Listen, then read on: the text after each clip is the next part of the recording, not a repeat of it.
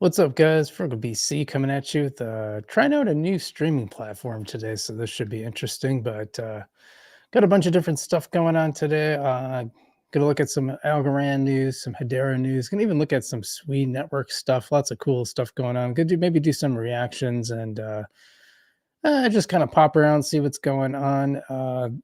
As always, leave your comments in the chats and everything. So I'm really curious about this new streaming platform. I'm using Streamlabs, which I actually used to use a long time ago in my old podcast. But I we're a little off kilter there. Let me fix that.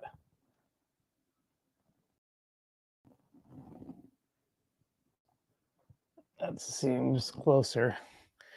Seems closer. So yeah, interesting night. I don't know if any of you guys watched the fight, the karate combat fight last night. Combat karate, is it combat karate? Karate combat. For some reason, neither sounds right to me right now, but that was really interesting. I thought the I thought it was pretty fun to watch. I rather enjoyed it myself. BitBoy did a lot better than I thought he would. I was really surprised. So the cool thing with this new platform is I'll actually be able to I'll put the comments on screen.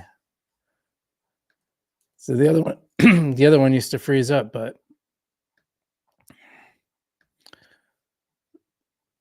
Algo fam, we still here. Says Ski Blaze. That was from a long time ago.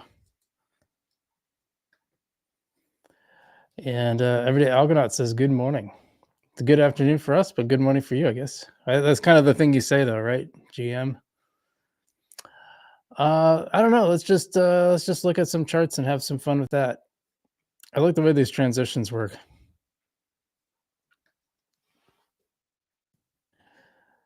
But yeah, Bitcoin at about 51.5. Haven't really seen a ton of. It's been kind of flat lately, if you might notice here. Not really. It's been down a little bit. It was up to 52 for a while, but it's just kind of not really doing a whole lot this week. Ethereum around 3,000, just below 3,000. That one had a more of an upward swing, as in BNB. Solana actually down for the week, which is interesting. Just seeing if anything else is interesting here at all. Yeah, actually, Chainlink fell quite a bit on the week. It's up a little bit over the day. Polygon's still in the positive, I believe. For me personally, I was down from Polygon for a long time. Oh, by the way, since this is a new platform, if you see any bugs or any quirks or anything, let me know. Not sure how it's going to go today. So, like I said, brand new platform, but this one actually has like this one. If you do the paid version, it actually has a pretty good price rate. I think the other ones are kind of ridiculous. Well, look at Uniswap. Uniswap had like a big pump up just recently. Must have been just past the 24-hour mark because it's up 46%. That's pretty wild. If you did watch the BitBoy fight, I'm curious what you guys have to say. First off, I just respect anybody that's going to get in the ring. I've done some combat sports myself, so I'll tell you, anyone who's going to get in there and get out, put themselves on the line, I appreciate that. Regardless of what you think about the person, you got to respect that. Hey, 380 on near. That's nice. I didn't. That actually kind of snuck up on me. It looks like a lot of it was over the last day. Actually, I had a 375 price target, so might have to take a little profit on that. I got to keep track of this stuff in bull markets. You just never know. And H bar just under 11 cents. You know, I did do a video this week about H bar, how it's kind of popping off finally after kind of a slow start compared to the other coins. Of course, we're all hoping Algorand will do the same. But yeah, actually, finally, actually took a little profit off of H bar and probably will going up as well. Let's see what else. Seeing if anyone did anything terribly interesting. Yeah, Render had a pretty good 7 day as well, up 31%. Graph up 32%. I remember a time when Graph and Algorand were kind of battling it out in the market cap, and now Graph has gone up quite a bit from there. Let's just see what else. Anything else of note in the top 50? Algorand at 51, up like only 2%, actually 2.6% on the 24-hour. So That's not so bad. Not so bad at all. Yeah, about 19 and a half. Like, it's nice just to not see it down in, like, the 16s and stuff where it was, so nothing terribly spectacular, though. Let's just round out the top 50, see what else. Mina actually, I have some Mina. Mina's been kinda flat lately. That was one of the ones that kinda popped off early. Mina and Meta style for me really popped off pretty early on, which was interesting. Interesting chart on Flare too, that's huh. It did decent, yeah, oh, Blur, oh, look at Blur go. Ooh, I remember what I set my price target at, I think a little higher. Blur, it was another one I was underwater for a long time, that's getting up there now, so that's cool. See if there's anything else interesting. Ooh, at 34.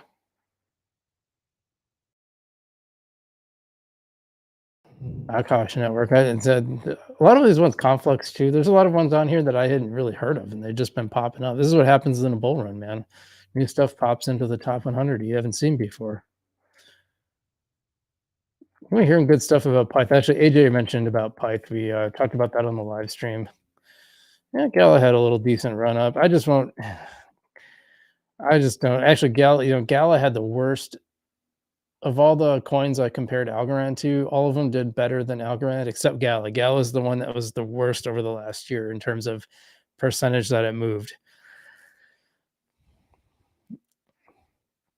Yeah. Otherwise, oh yeah, Osmosis is interesting because that's built on Cosmos. I like Cosmos a lot. I like Cosmos. You can just buy and hold and stake, and that's pretty cool. How everyday Argonaut says it's 2200 here. That'd be what's that? 10 o'clock. Yeah, right. Yeah, 10 o'clock is in military time. Yeah, GM, just the thing you say in crypto, right? Got a few people watching. Let's switch over to Vestige and just look at. I just think these are fun to do.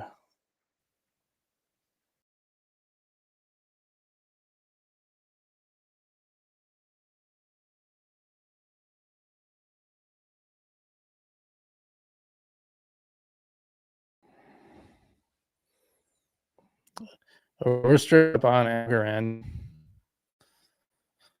So you can, I mean, the chart's interesting. That kind of looks like that just looks like we're gonna slowly set. We just had a little setback. We're gonna head back up, but you never know with these things for sure. I don't really like chart reading. I think it's kind of silly. Yeah, someone the other day pointed out we got chips here as the number one ASA in terms of TVL. And so, the number one ASA, at least in terms of TVL, I don't think that's the case in market cap, although it has a pretty high market cap too. We'll check that out in a second. Some people said maybe it's not the greatest thing to have your biggest ASA be an online casino, but one of the cool things with that is you can actually buy into the house. You can kind of own the house end of it, which that's kind of a cool feature. I haven't played around with that, but it's kind of cool to you can kind of play the games, or you can be you can own a share of the house, and that's kind of cool. Well, yeah, let's just see by market cap. What's the top? Oh no, there's ones with outside globals like number two. Pepe is actually number three, and Wrapped BNB is number one by market cap. Dips ain't even on here. Not even on the top 10. I remember for a long time, Asia reserve currency was like the number one for a long time. Those days are gone. Some of these don't even have pictures, like Conch. Yeah, Pepe got really popular really fast. So I kind of thought Pepe was just sort of a bad idea. I wonder how much I can zoom out here because I just want to see like. So this is 4 hour. If we go by month, that should give us a good zoom out. Not bad actually. I mean, if you bought in like the initial when everyone was excited about it, you'd be down. But if you waited till it crashed, maybe you did okay. Well, that's a month. Maybe we can go by week. That'll be a little. Um, oh, weird. Now it won't let me see it. Wait, here we go. Okay. Let's just go to the weekly. Oh, we can go. Yeah. Yeah, I don't know. It's not like it's kind of just even, nothing too exciting. But what you see a lot of these ones is these ASAs, they just kind of go down and they just stay there, and that's a bummer. Um,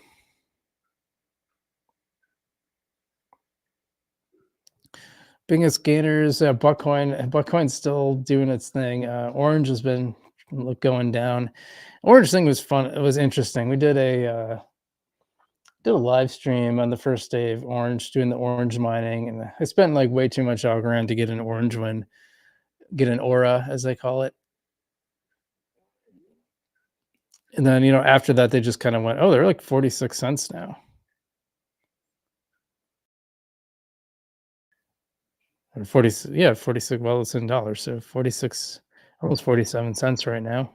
Hmm, that's not too bad. I mean, not compared to what I paid for it, though. I mean, this is how high up it was at one point when it started. But I think I got one maybe around here. I don't remember how much algo I spent. It was a ridiculous amount of algo just to mine this thing. Kind of a cool experiment, but you know, I don't know.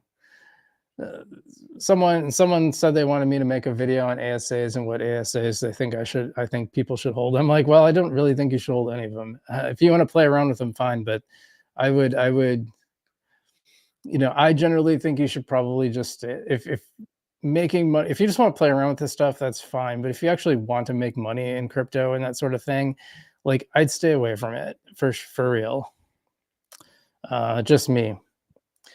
Let's see. We got some comments, so let's see what oops, doggy's gotta come in. Hold on a second.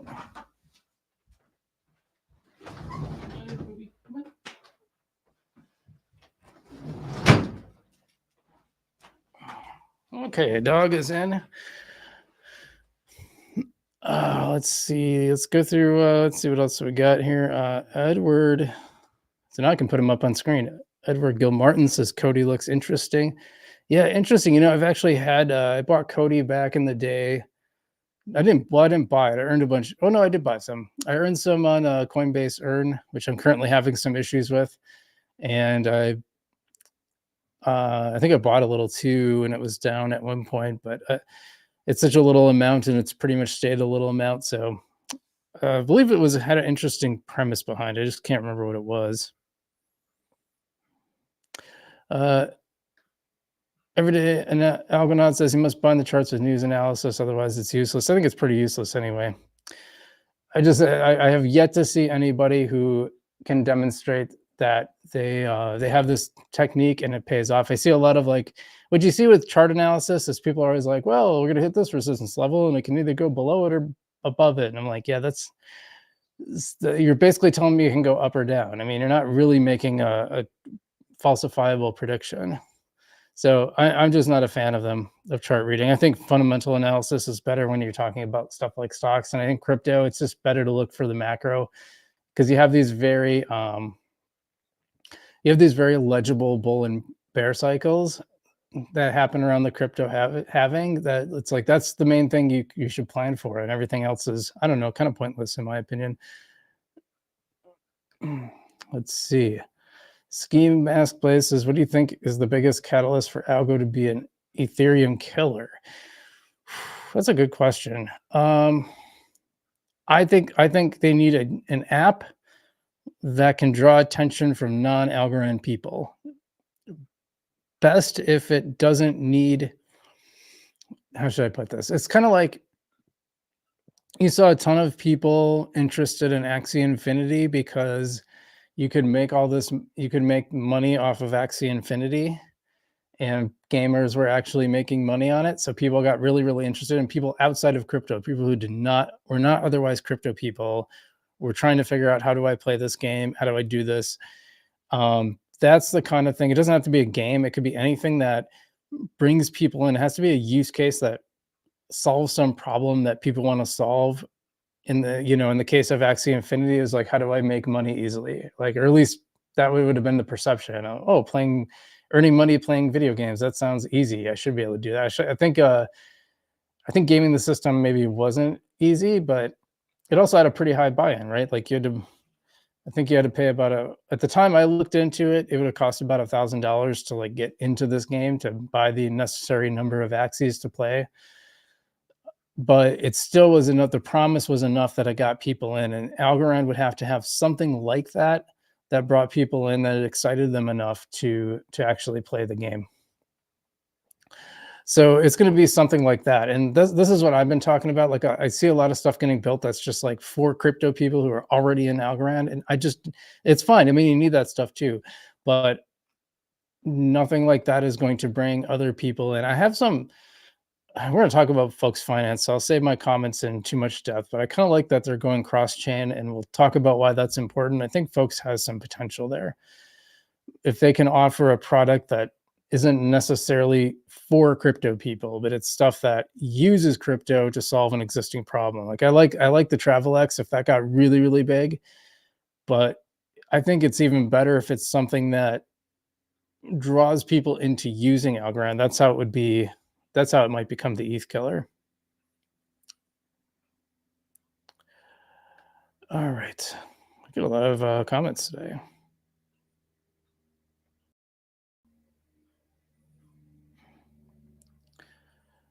Jeffrey providing some helpful comments, says you can scroll in and out of the timeline on the PC by holding the control button. Not sure about Mac. Yeah, I imagine it's probably a controller option or something like that too. If they make that a little easier, I'll have to play around with that.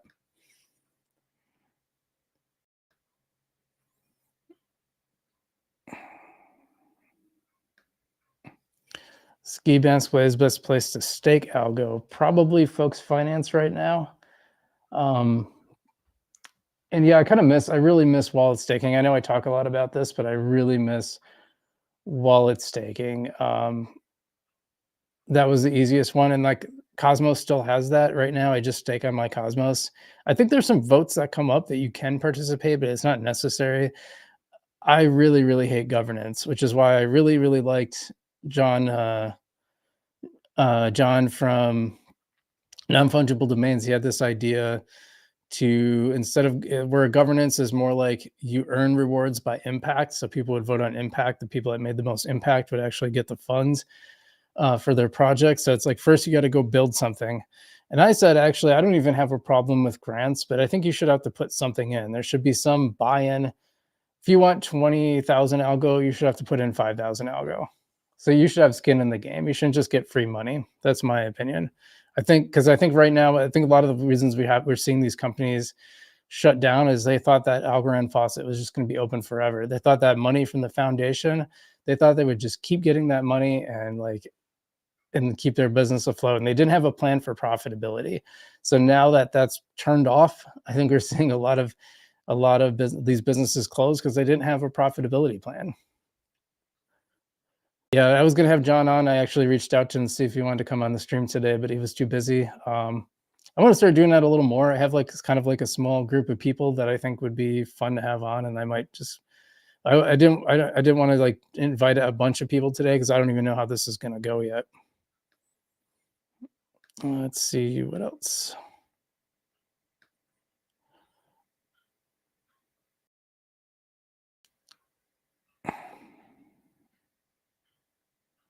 G-Algo is for governance though.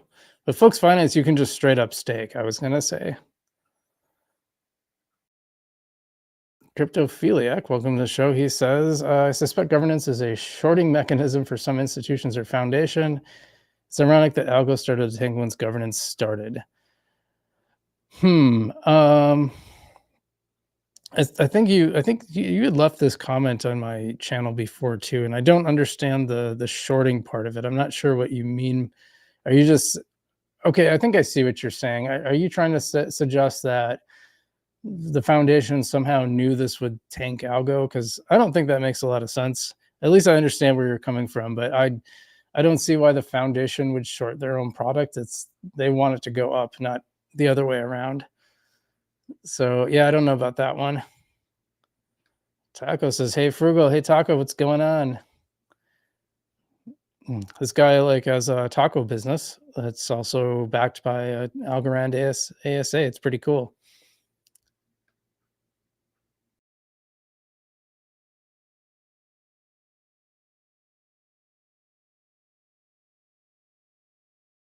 Ski Mask says, "I didn't know why Algo didn't pump higher after the Ripple win over SEC. Honestly, from what I've been seeing, like the news just doesn't move price as much as just Bitcoin goes up and everything else follows. And then there's some coins that are almost contraindicative that they go up when everything else goes down.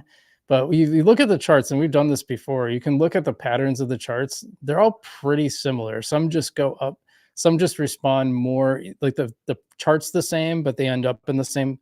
Maybe some end up even, but they follow the same up and down kind of pattern. Almost all of them. It's like there's very few that break that, which is really interesting. So yeah, I with that's why with crypto, I just tell people, buy during the bear market and then start taking some profits. Bubble Bath says, is now a good time to buy H bar? Yeah, probably. It's a little bit down. I mean, I try not to give specific investment advice, but like if you're still in an accumulation phase, surely the market is going to go up much more from here, just in general. So my price prediction on H bar is around 80 cents to a dollar. I think could go a little higher. Maybe it'll go a lot higher. You never know. But what I think that's about the minimum I see it. We still got a long ways. The halving hasn't started yet. And typically what we've seen now, it's always a possibility. There's always a possibility that the halving, this bull cycle will look different than future bull cycles. It's always possible. But the best we can do is believe that the same thing is going to happen that happened every other Bitcoin halving cycle, and that would mean that usually after the halving, you get a much larger pump up, and that's sort of the real bull market. So this is more like the pre-bull that happens before the halving, and it's good. I think personally, my strategy is to take profits along the way and start locking in profits, start building those moon bags. I know some people laugh at that terminology, but it just means that you've taken your initial investment out, and now everything left is to the good. So if you haven't bought any H bar yet, might not be a bad time to get in. If you're interested in it, it'll be worse because I think it'll be much higher in like say 6 months to a year.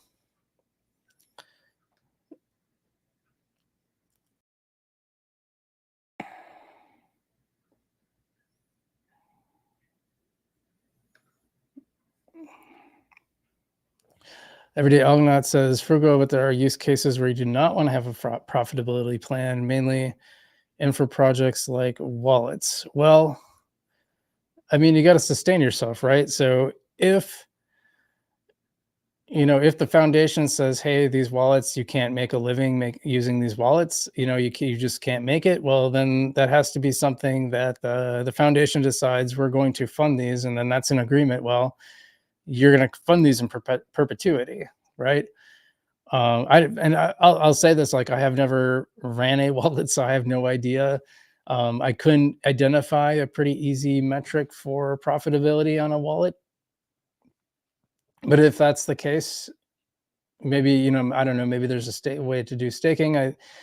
There's probably a way, but if wallets are needed, if there's infrastructure that is needed, and and it's not something that can be profitable, then the foundation needs to make that decision that, yeah, we're going to fund this out of the revenue that comes in, which probably means the revenue needs to go up.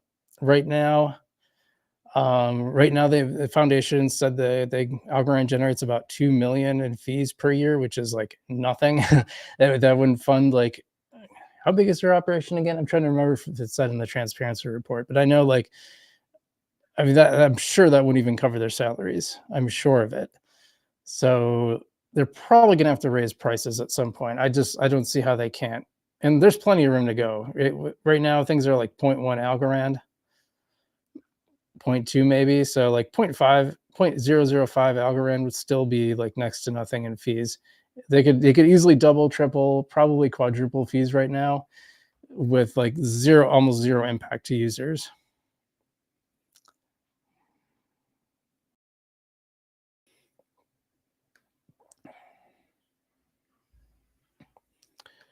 Gabriel says algo looks boring, zero hype.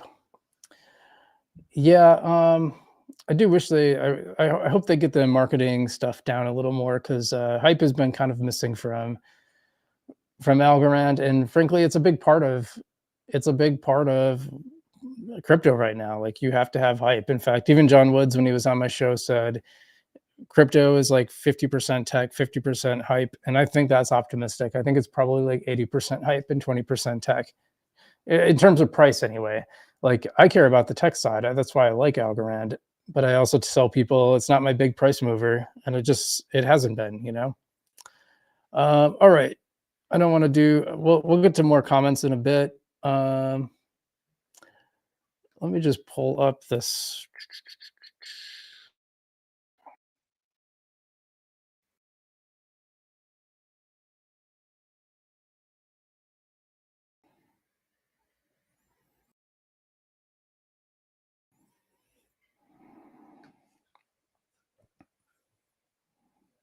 Yeah, it'll just take me a second here.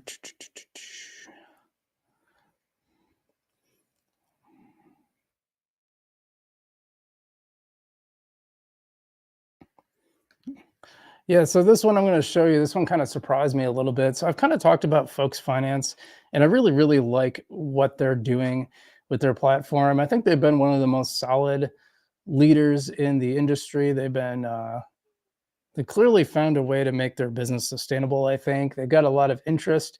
They got a lot of interest from outside the Algorand ecosystem. I know, like the underlying structure is built on Chainlink, which is kind of meant to be the underlying operability layer of the internet or of the blockchain for all these other chains, which they're now bringing on. So they got this little roadmap. We'll take a look at that in a second. I'll poke that one up.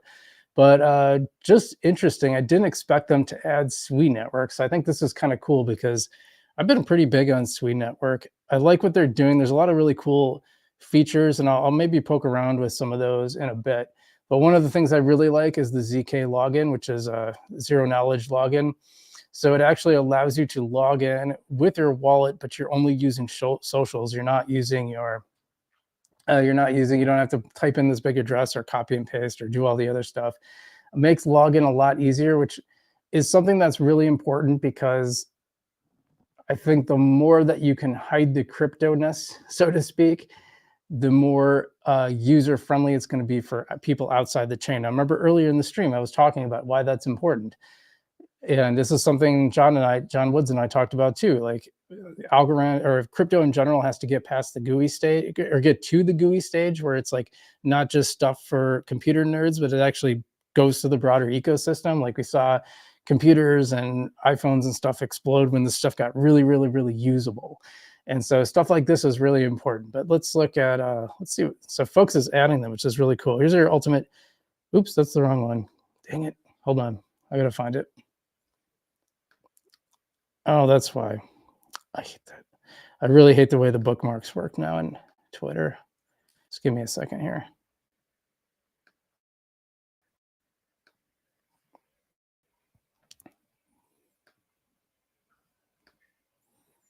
Okay, it should be this one.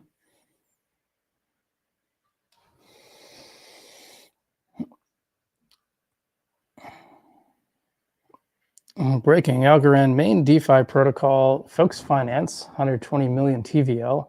Would you say it's the main DeFi protocol, or would you say Tiny Man? Both are really balling right now, and I like Tiny Man a lot too. But announces expansion to SUI network. I don't think he added anything else.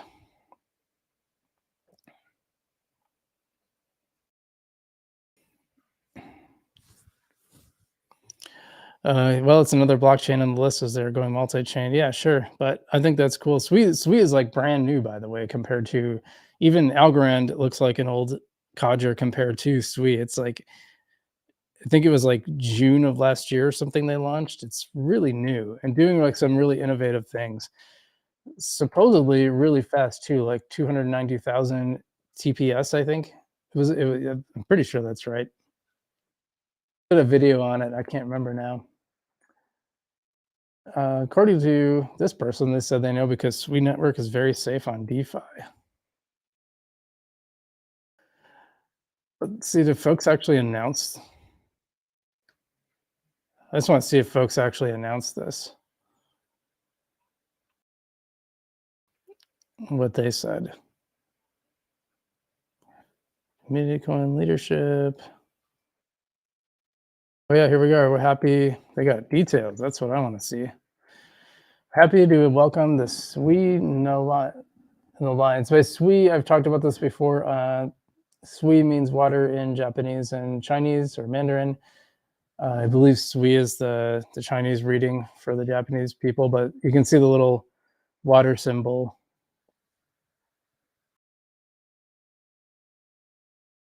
Is that the same thing? Wait, what is SUI?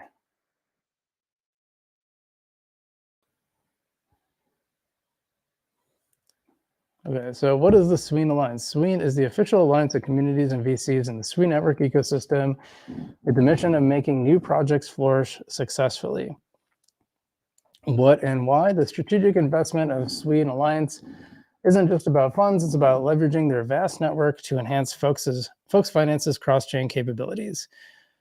Our cross-chain expansion powered by Chainlink, Circle, and Wormhole Crypto is slated for second quarter of 24. We'd like to express our gratitude to the SUI Alliance for placing their trust in folks' finance. We look forward to the impact we'll make together. I think this is really cool, and I like the idea of being able to cross back and forth between SUI and Algorand seamlessly. Good news. I'm a big fan of SUI, and I really like what Folks Finance is doing. One of the places, I think it's the only place that really just has straight up staking. You can just straight up stake your algo to Folks Finance and get a return. I don't think it's a big one, in fact.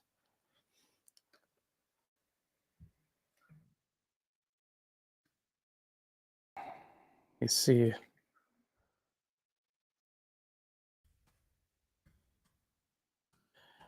I'm just typing in the other window.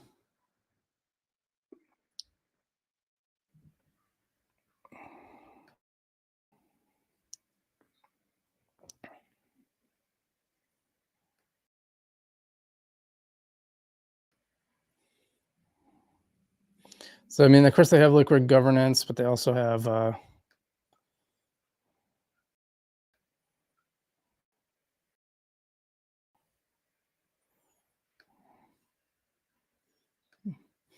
one of the web things I really hate. I still have, yeah. So that was it's interesting. That was like $8 at one point.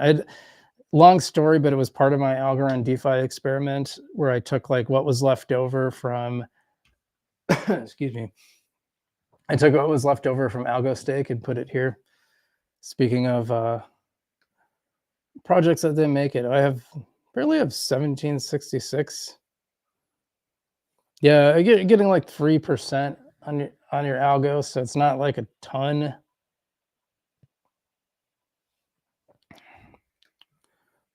But it's something. Actually, USD, according to this, you can get, is this with, well, actually 9 rewards APY plus interest. That's interesting. Same with Tether, they get high. Stasis one is really high, but most of it is rewards. I don't know what, that's really interesting. So yeah, one of the things I like about them, oh, you know what? Let's see if they have their roadmap on here, because I think this is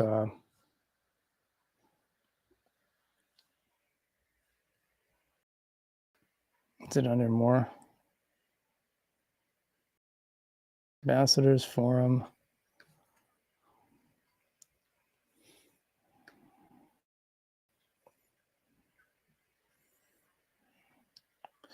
It might actually be easier. Just give me a second. I'm going to look this up. I want to find that roadmap.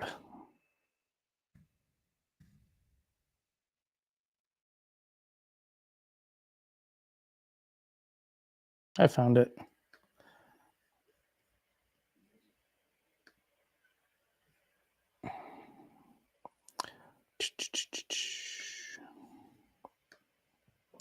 Yeah, I just want to show you guys. I just want to show. Oh, stupid. I hate Medium. I just want to show you guys this roadmap because I'll show you what they have for cross-chain plans. Oh, did they not have that little map? Oh man.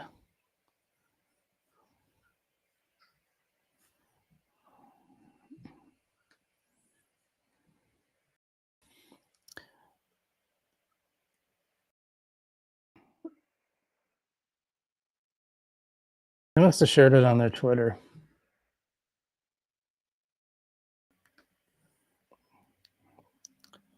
I'm gonna find it.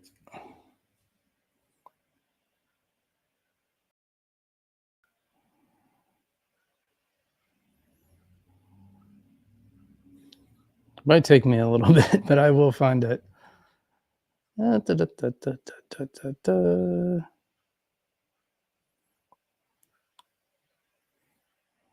I guess they post a lot, which is good.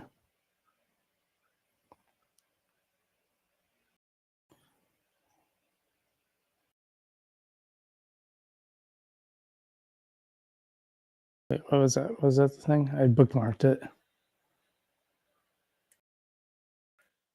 Oh, that was just them getting money from ventures.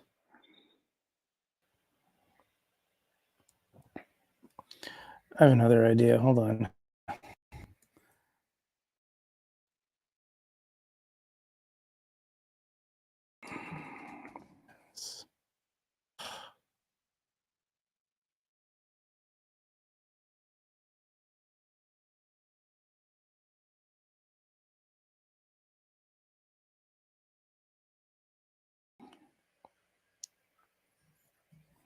Oh, here it is. Just a second.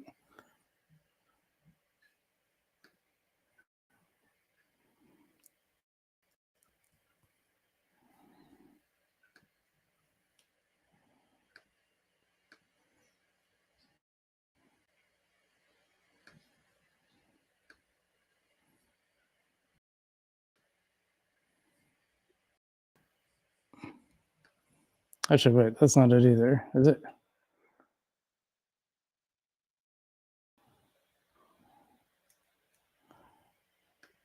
Ah, dude. Okay. Well, you know what? Screw it. um, guy, I swear I had that map on my screen and I just can't find it. Where they showed all the stuff that they're doing.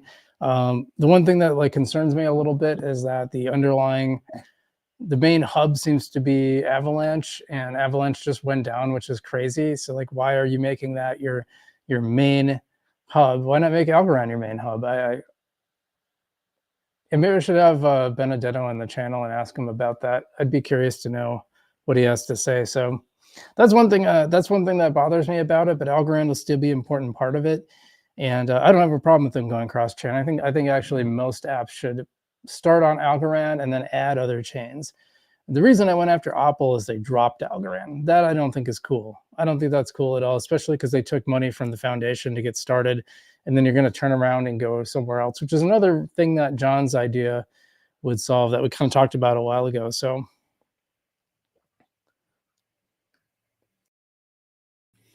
everyday Algorand says in A wallet they have added ARC 200 support, 12 themes, and 2 new languages, Spanish and Turkish. That's cool.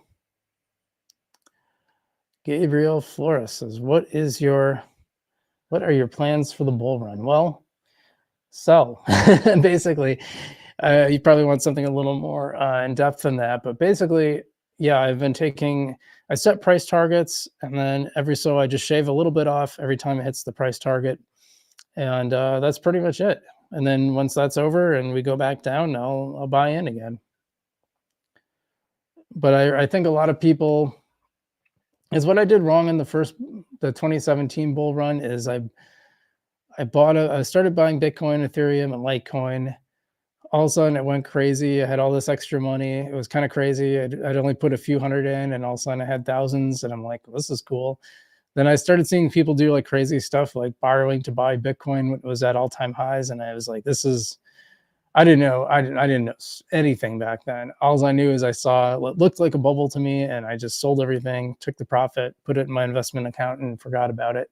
What I didn't do is buy back in, and that's what I probably should have done.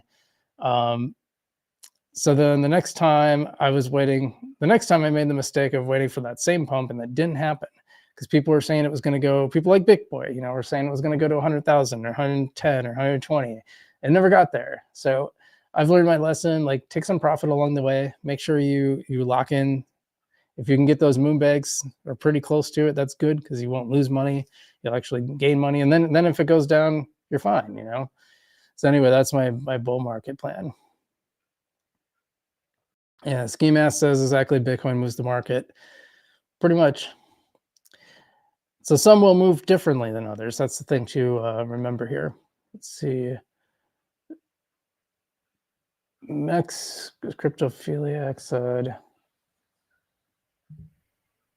oh, here's his, says Mex had leveraged short ability on algo, knowing many people were locked in the governance model, give shorts ability to see how long they have to run the price down.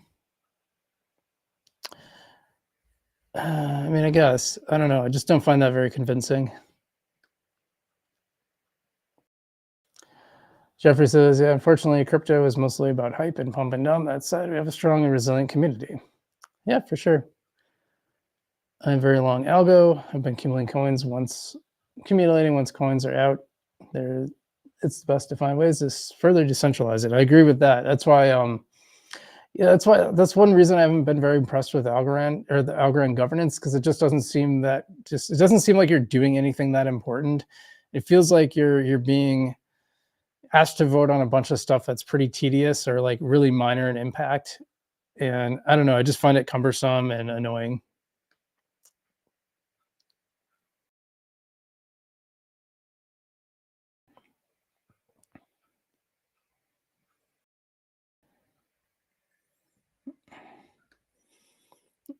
Jeffrey says that jaw quote is so true. It's actually my quote that I think we're talking about the GUI phase. So that one was mine.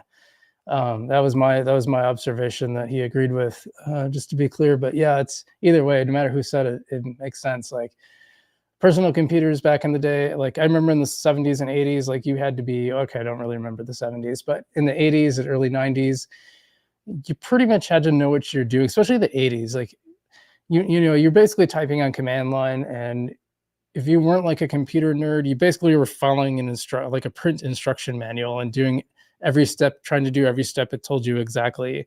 It wasn't like you could just get in and intuitively understand it. So people were kind of afraid of computers, except for people that really got into it. It was really a hobbyist thing, which is, I think, where crypto is right now, to an extent. Obviously, there's differences, but that, to me, that's what'll make a big difference. If you can actually get the stuff where people don't even like think about the crypto part of it.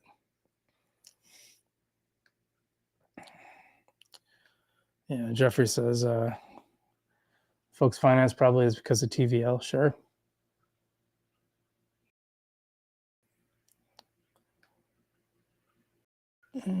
Oh, sorry, I must not have shared the screen at one point. Well, I think I was still looking. Oh, wait, well, no, I was, okay.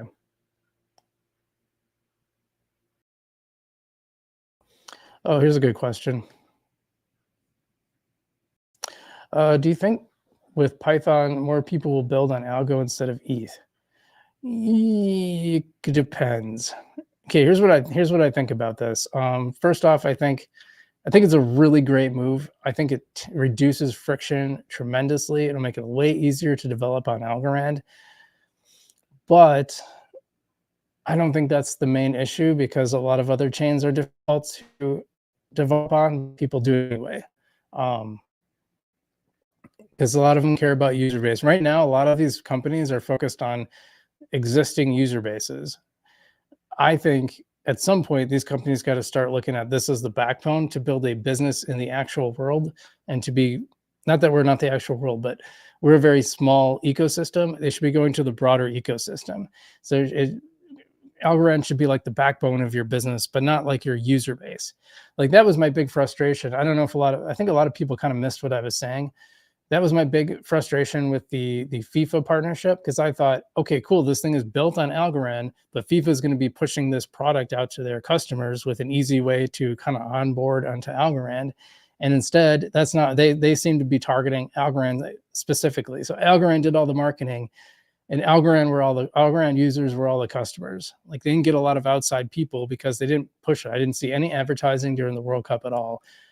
And people say, well, that's not their job to advertise Algorand. Of course, I don't care if they advertise Algorand, but they should be advertising their own product that they're making money on, right? That made sense to me. I thought they would be like, hey, look, you can get your FIFA. Hey, you watched FIFA. You're excited about FIFA. Here's your FIFA NFT. You can go buy your FIFA NFTs now and have a collectible from the thing. And that's not what happened. Unfortunately, it was all internal to Algorand, which I found annoying.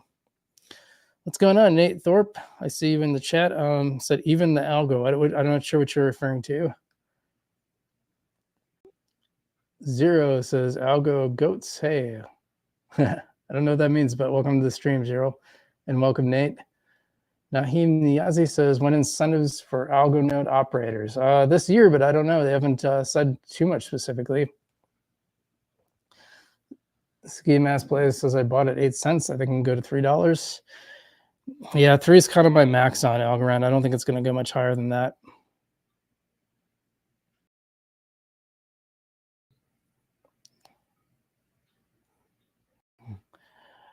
Everyday Algonaut says, everybody smash the like button to support Frugal Stream. Yeah, definitely hit that like button if you haven't already, and be sure to subscribe because I do live streams sometimes. I do a lot of fun. I do a lot of regular videos too. Starting to get on live streams more. I like this platform, so this might help me do more of these. I think it's really fun. Nate says, Algo Pepe farming on Tiny Man, and later on says, thoughts, feelings, potential risk. I don't like farming with ASAs if possible. Ultimately, I like stablecoin plus stablecoin or stablecoin algo. I've been doing USDC algo right now just because we're in an upswing. And, technically that didn't quite pay off for me the way I thought it would, because we actually went down a little bit when I started that pool. But if stablecoin also is like the best, I think. Now, why don't I like ASAs? Because I tested these out, and what I found is you are so tied into the price of those coins that it will erase any gains you've made. It can absolutely outpace the gains that you're making from your ASA. And that's what we found out from the crypto DeFi experiment. We went through that, tried it out. We lost them, even though you're gaining like 60, 70, 80% APY, like the price of the coin can drop enough that you just lose it. And you don't have that. You're actually pretty stable with the stable coin. So I think that's the best one. I was in USDT in the last cycle, and I like that one a lot. By the way, already out of Algorand governance, I tried the DeFi again, and apparently you just can't touch it. You can't even like re-up anything, or you're kicked out of governance. And I definitely didn't go below. It says I went below the required amount. So I don't know if if you re-up your new stuff, you try to put your gains back into it. There's just a word for that I'm drawing a complete blank on. Reinvest. Well, basically reinvest, I guess. When you try to reinvest the stuff that your rewards you earned, apparently that must be what kicks you out, because I'm already out. Which is why I think governance is just broken and stupid. That's just me. But yeah, basically, I think be really, really careful.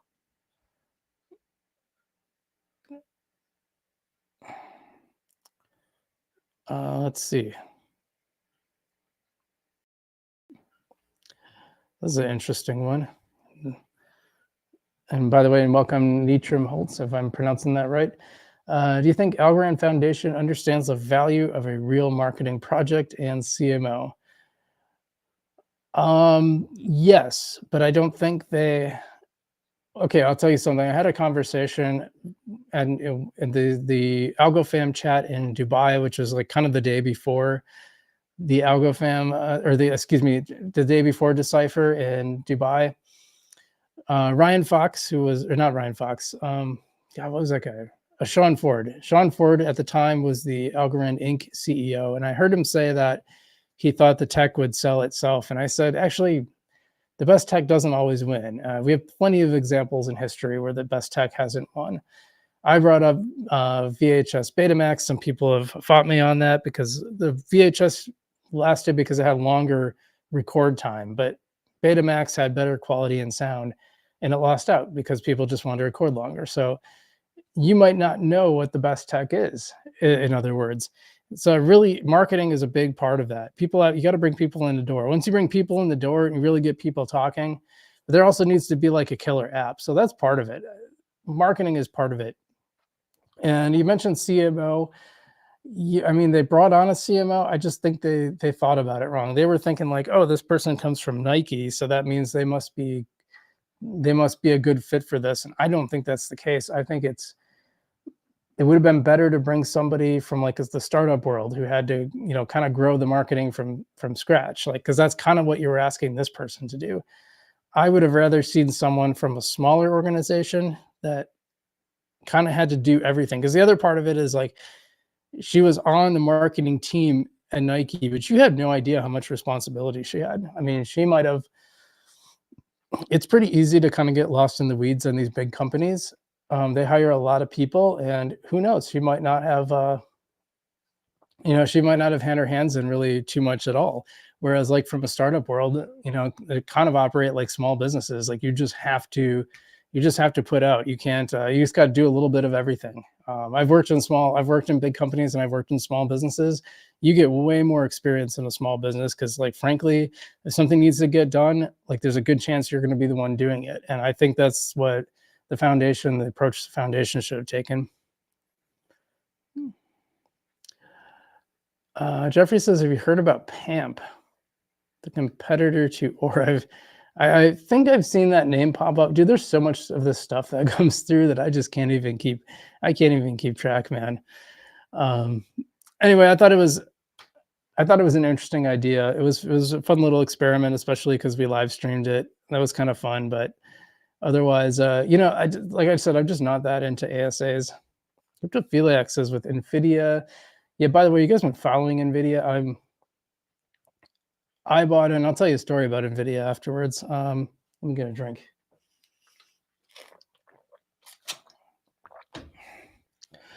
With Nvidia market cap exploding to true trillion, quantum computing around the corner, AI, digital, and techno feudalism, don't you want a quantum resistant blockchain? Yeah, fair enough. I think that's a good thing. Maybe that might be something that sparks more interest in Algorand when quantum computing really becomes a thing. I don't know if it's around the corner. People, one of my friends is who, interestingly enough, is basically became a multimillionaire because of Nvidia, and he's a former Intel microchip engineer. So pretty smart dude. Was a math professor, then went back to school for electromechanical engineering and worked at Intel for a long time. He pretty much sold all his Intel and bought into Nvidia, and he told me why, and I bought some too, but I bought later. And so I didn't make nearly as much money as he did.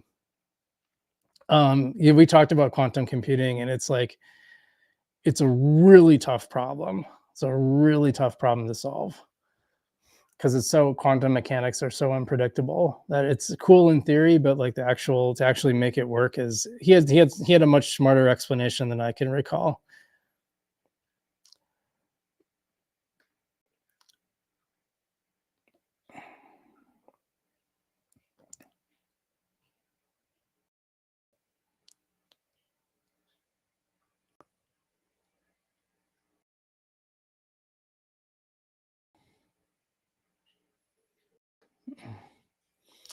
Michael Kent says, "When do you think the blackout is coming, and do you think they will wipe everything during the blackout?" I don't know what you're talking about, Michael. Is there some? If you got some link or something. By the way, if you guys got any links you want me to check out, feel free. I think that'd be fun, But yeah, I don't know what you mean by that. And make sure they're, not don't send me malicious links. Drip. Nate Thorpe asks, "What's the best way to earn Algorand daily?" He actually said earn later on. Yeah, I mean, like I said, I actually really like Tiny Man pools. I just don't like the ASAs. I have like a little bit in that Algo Pepe, but that's just from like Pepe that I earned on Fractal Monsters, which, by the way, we were sponsored by Fractal Monsters, so shout out to them. I think there's a link in the description. Also sponsored by Non-Fungible Domains. So make sure you check out both of those. Happy for them to be sponsors of the channel. I should get a sponsorship from Tiny Man too, because I like them and I do recommend them a lot. But I don't I just think stay out of the ASA ones and stick with either algo stable or stable. Those seem to be the most, because they're the most stable, for lack of a better word. You know, they just don't they don't go down like crazy. Um,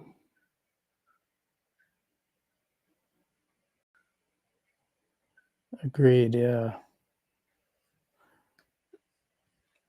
So Naham Niazi says $3 is so bullish. I'm happy with $1. I think $3 is very bullish, just from what we've seen. I mean, I'm happy to be wrong, but there's really no consequence for being wrong. I'll just earn more, right? But that's why, like, in general, I just don't think I just don't think price predictions are that valuable. Well, while we're waiting, we're not waiting for anything, I guess, but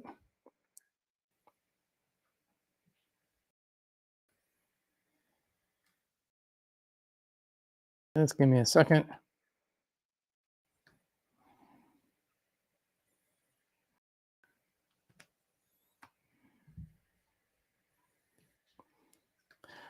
So I saw a video that I thought was kind of interesting, and I thought maybe we'd watch it together.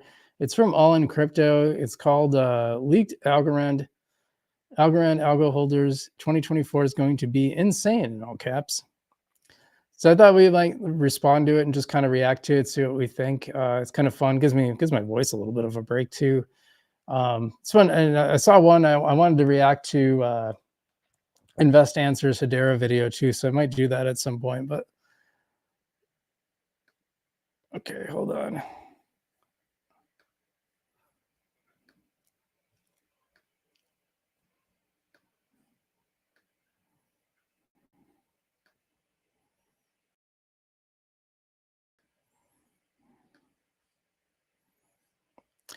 Oh, that's what happened. Algorand, it's been a little while since we have spoken about this cryptocurrency project, but today we are going to be back with a bang. And okay, I realized what happened the last time. I forgot when you share a screen, you have to like bring it on the screen. It's a little different than the other ones that do it automatically. So now I see what you guys were saying about sharing the screen. Back with a video that I'm sure you guys are going to absolutely love.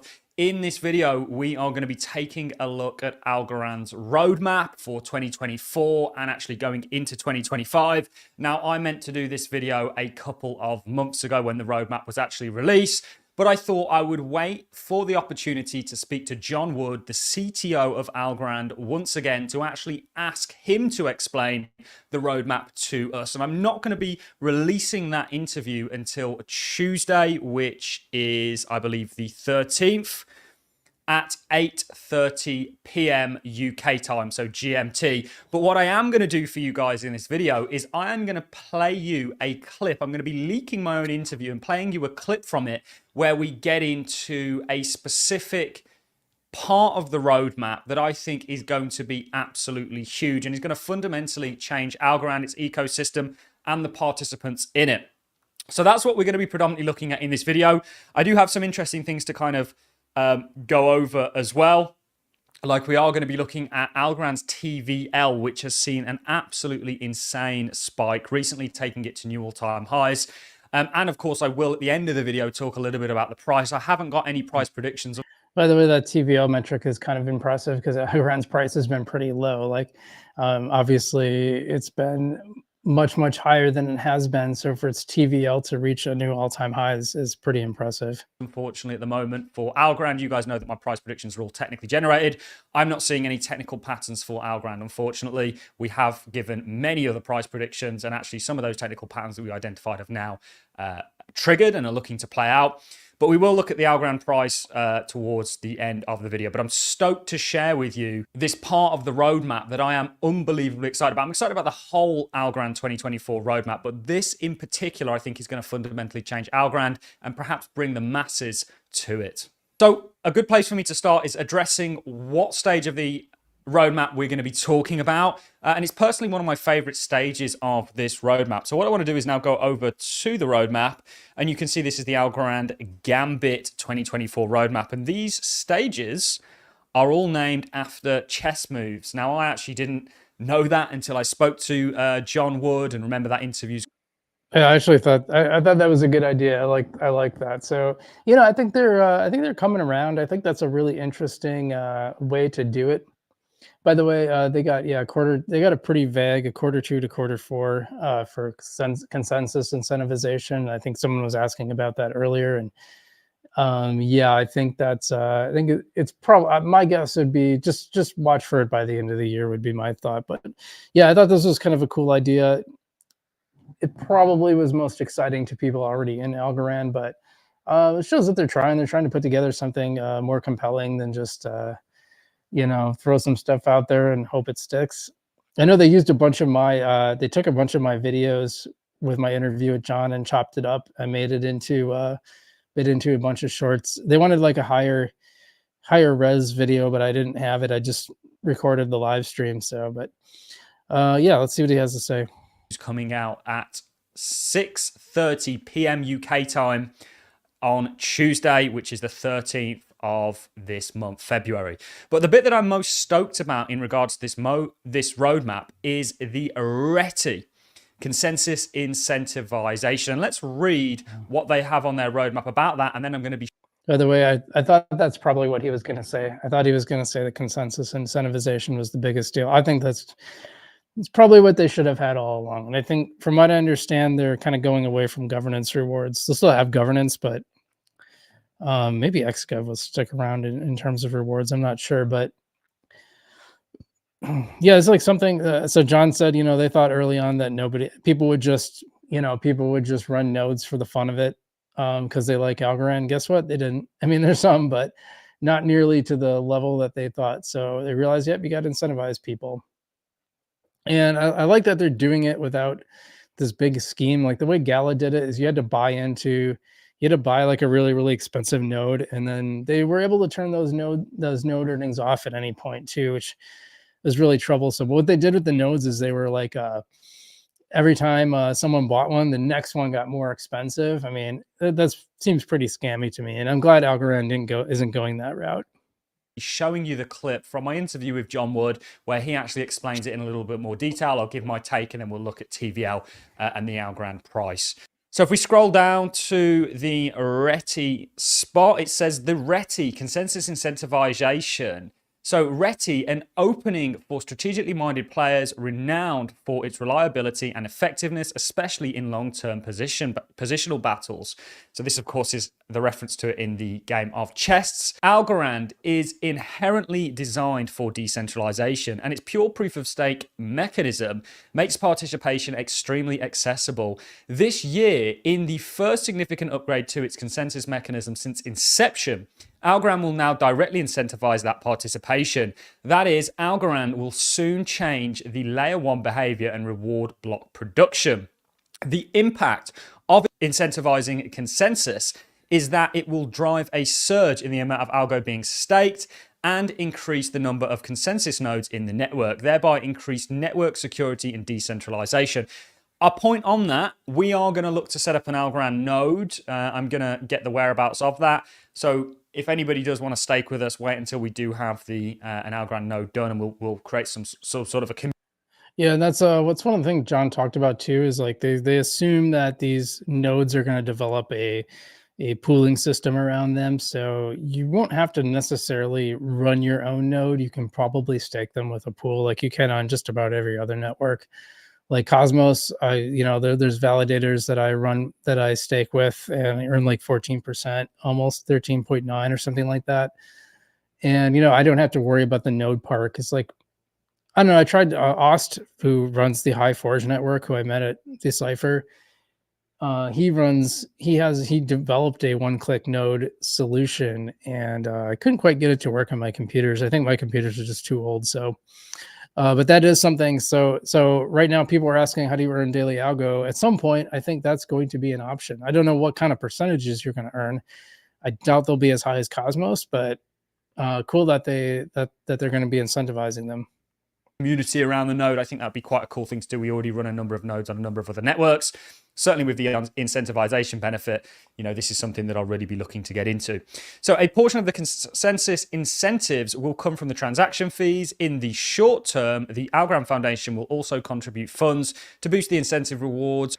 Over time, as adoption of Algorand grows and modifications to the fee structure are implemented, transaction fees will become more meaningful and should be able to sustain the security of the network on its own. So this is going to be huge. This means that you guys as stakers will be rewarded, and of course the validators themselves will be getting rewarded, as stated here, increasing the amount of them and the willingness to do so. I guess right now, you don't really get rewarded for running an Algorand stake pool. People are doing it perhaps because they have a stake in it.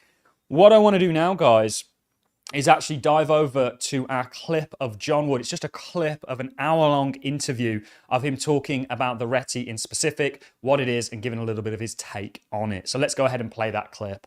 Yeah. And the next one we've got, which I'm going to definitely butcher after the Queen's Gambit, is the RETI. How are we saying that? I had to Google it. I even Googled, like, there was a dude who was explaining it as a chess move totally separately on the internet. And apparently it's RETI.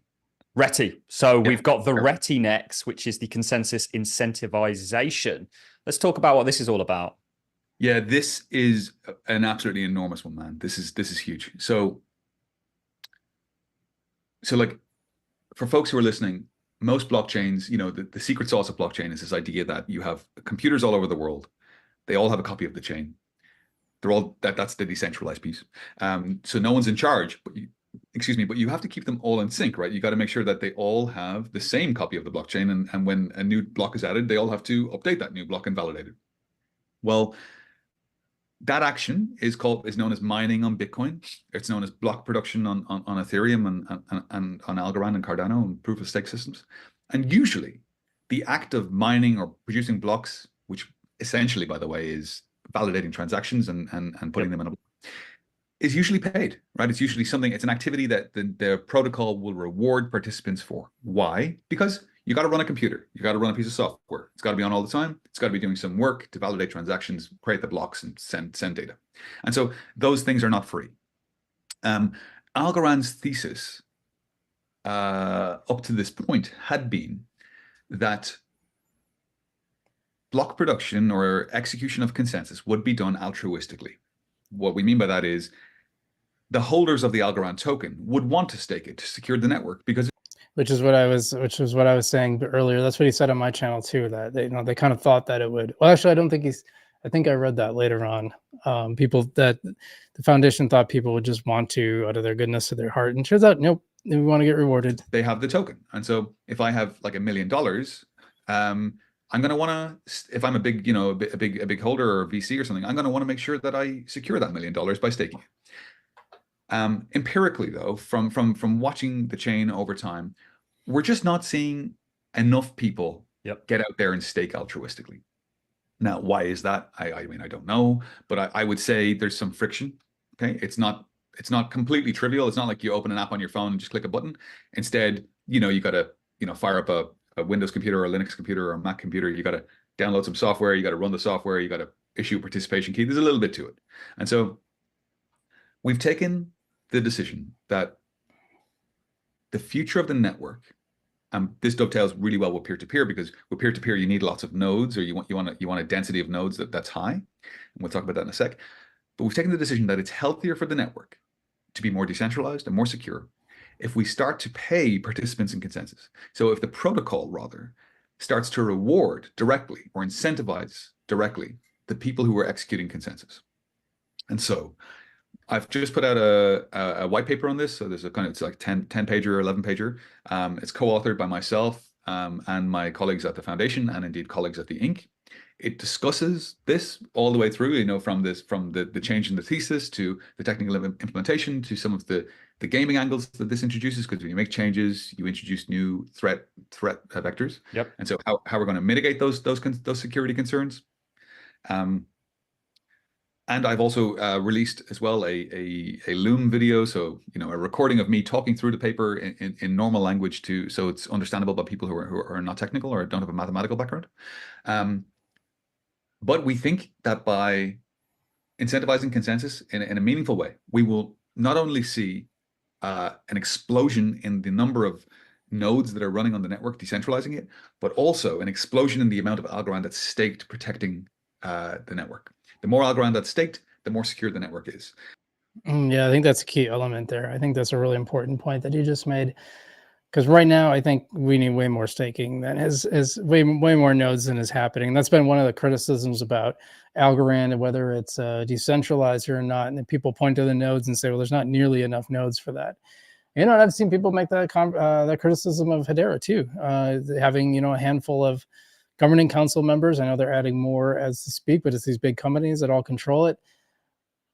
In terms of decentralization, it's not great. It's good for having all these high-end companies have buy-in into the ecosystem. It shows that they see some value there, but on the other hand, I understand the decentralization argument.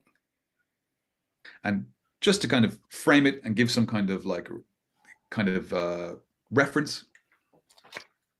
So we thought we would leave that there. We didn't want to give you too much and spoil the entire interview, but remember that's coming out at 6:30 p.m. time UK on Tuesday in the coming weeks. So it's the 13th of February. So do stay tuned for that. This is fundamentally a massive change. I think this is going to...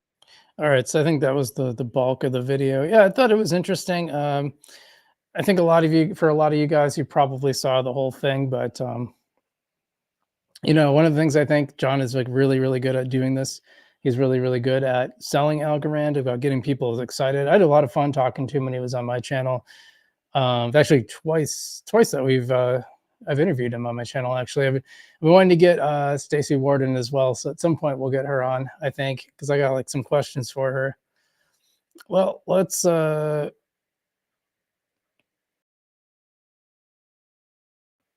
see what people have to say here. Yeah, Jeff said Near is rallying. Yeah, I saw that. Is it going up more? Let me see. Just a second.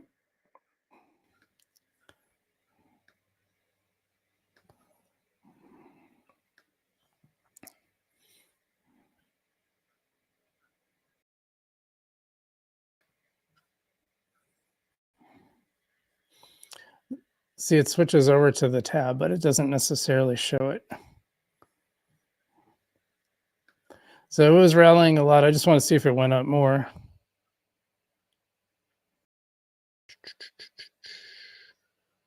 Oops, I think I missed it.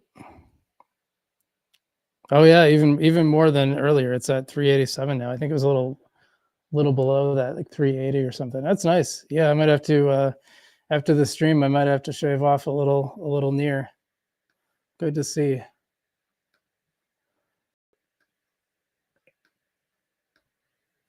Start taking some tabs down here. Yeah, I like Near. I bought Near. I bought my Near buy-in. My average buy-in was like 114 or 117, one of the two. I can't remember off the top of my head, but Near did really well. So that was one area where Near had this really cool wallet that also just like had the ecosystem kind of laid out. And I know centralized, but I really liked that because you had one page where you could kind of explore everything. I think Algorand should have something like that just to make it a lot easier. Like even SUI has a page that's kind of like that. Yeah, I like that idea, almost like an app store, but it's not a store. You don't buy anything. You just go to these different apps. Like it's kind of cool because you could just explore all on one page. And but then they're closing down that, and you have to find a new wallet. I still haven't even taken the time to look for a new wallet. I just have everything on my Coinbase.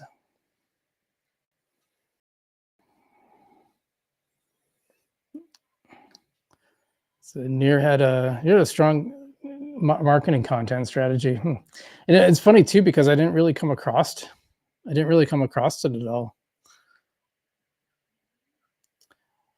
I don't remember exactly how I came across Near, to be honest. I just something looked intriguing about it.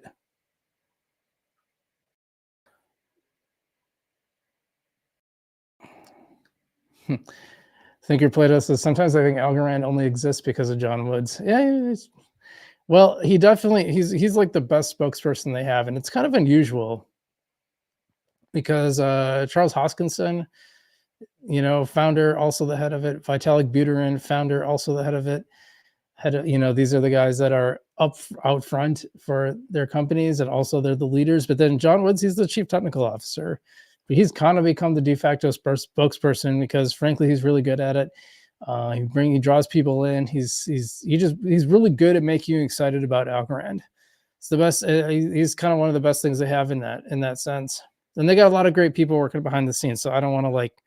I'm just saying, like, for people that are out in front, that are,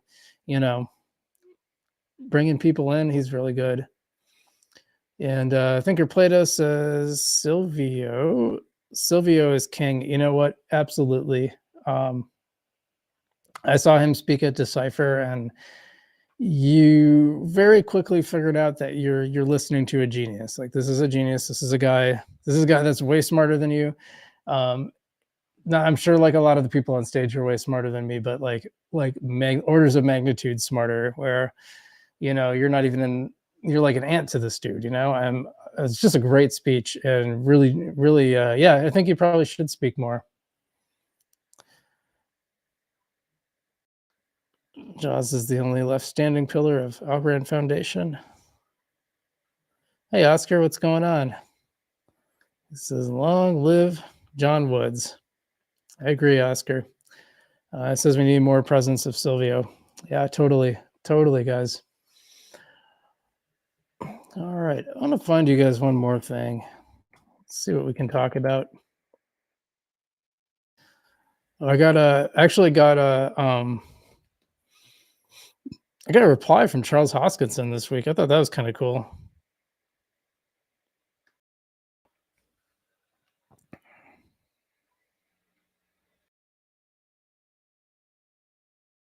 It'll just take me a little bit to find it.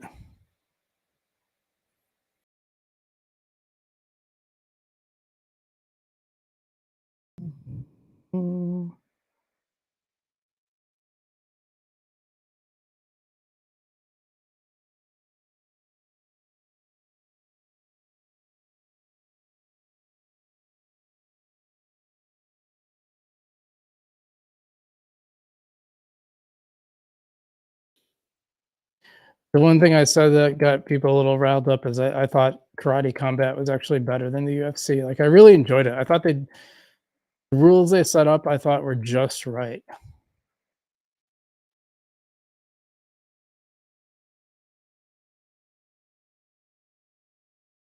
Right, there it is. All right. Speaking of Silvio,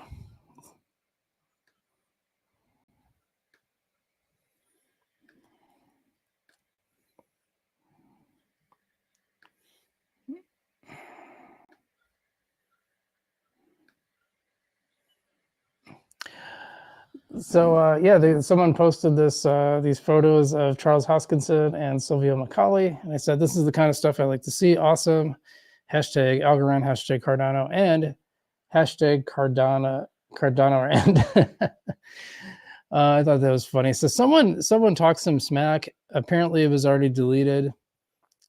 Apparently they were talking some smack about Charles, and he replied, does any of that make sense? There are 10 years of public statements, leaderships, AMAs, partnerships, and interviews. Did any of this come up there, or tell all books written about something in 2014 by competitors? So I don't know what he was responding to, because it's gone. But it was a little wild to look in my Twitter mentions and see Charles Hoskinson there. That was pretty neat. Yeah, I don't know what. I think he was. I think I saw the post that this person made, where it was like just talking smack about, saying something that Hoskinson did that they didn't like. But as far as I can tell, they're still buddies, and I like that. I mean, that's some news that we broke on our channel, that Lehman Baird of Hedera and John Allen Woods from Algorand are talking a lot. So I thought that was pretty neat too.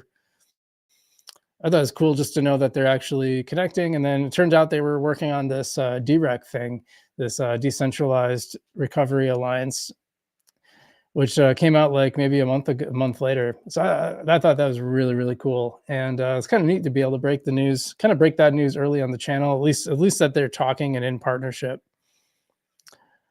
Let's see.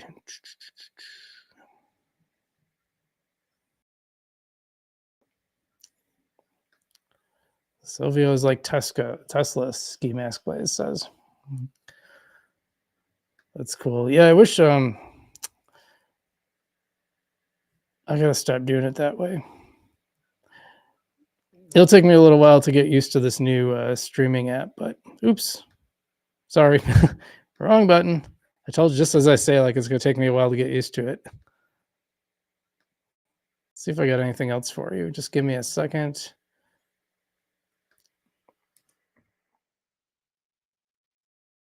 Really wrap up here pretty soon. We can find a couple other tidbits.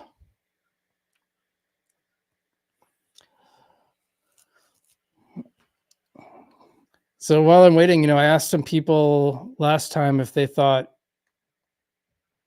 Hedera, which one would get to their all-time high first, Hedera or Algorand. So if you guys want to weigh in on the chat, which one do you think will get to the all-time high first? Well, I'm looking for some interesting. Oh, this is kind of neat. Which one will get to the all-time high first? Let me know. I want to hear what you guys have to say.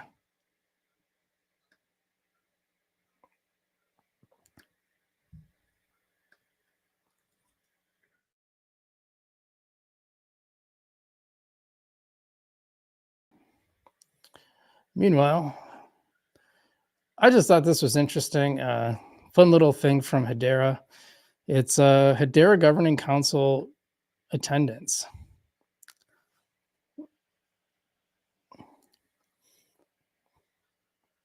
And Aberdeen is like the top at 100%. Some of the bad ones, let's read all the ones that are under 50%. Chainlink apparently has only gone to 36%. DBS, 19%. Dell, now Dell's pretty new, but they've been to 100% of the governing council meetings. Deutsche Telekom, well, they're all the way in Germany, right? So it's probably web-based though, right? 38% for Deutsche Telekom. I was trying to see who else is under 150, and then Hitachi is NA. So I wonder what that's all about. Did they just don't have to, or what? I like that IBM's going to almost all of them. They're into it. Let's see. I'm just trying to see who's like under 15%. Oh yeah, Ubisoft 17%. Slack in there, Ubisoft. Wipro at 29% as well. Everyone else is above 50%, at least half.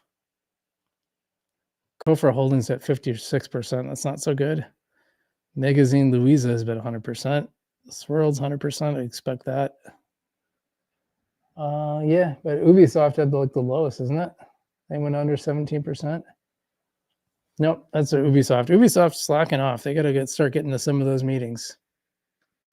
So I got to remember to, instead of share, just hide it. Go back.